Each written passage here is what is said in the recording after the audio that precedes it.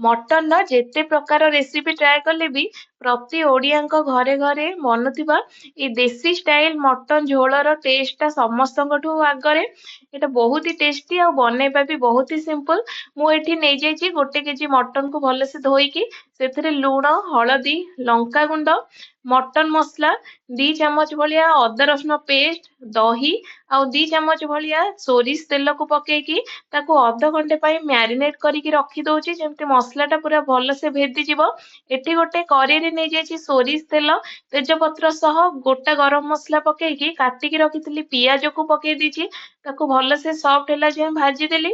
ଏବେ ସେଇଟା ପିଆଜ ଭଜା ହେଇ ସାରିଲା ପରେ ସେଥିରେ ଅଦା ରସୁଣ ପେଷ୍ଟ କରିକି ରଖିଥିଲି ସେଇଟା ପକେଇଦେଲି।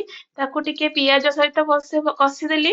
ସେଥିରେ ଲୁଣ, ହଳଦୀ, ରାଗ ଲଙ୍କାଗୁଣ୍ଡ, କାଶ୍ମୀରୀ ଲଙ୍କାଗୁଣ୍ଡ, ଜିରା ପାଉଡର, ମିଟ୍ ମସଲା ପକେଇକି ସେଇଟା ଟିକେ ପାଣି ଦେଇକି ସେଟାକୁ ଟିକେ ଭଲସେ କଷିଦେଲି ଯେମିତି ମସଲାର କଞ୍ଚା ସ୍ମେଲଟା ସେଇଟା ଟିକେ ଘୋଡେଇ ଘୋଡେଇକି କଷିଲା ପରେ ଏବେ ସେଥିରେ କାଟିକି ରଖିଥିଲି ଟମାଟୋ 2ଟା ପକେଇଦେଲି।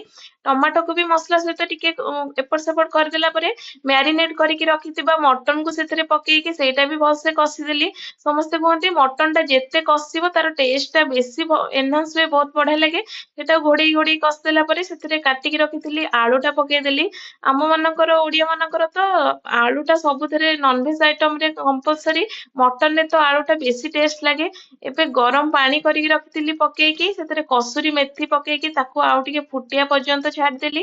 ଏବେ ଭଲସେ ଫୁଟିଗଲା ପରେ ସେଥିରେ ଗରମ ମସଲା ଆଉ କାଟିକି ରଖିଥିଲି ଧନିଆ ପତ୍ର ପକେଇକି ଏବେ ରେଡି କରିଦେଲି ଆମର ଦେଶୀ ଷ୍ଟାଇଲ ମଟନ ଝୋଳ।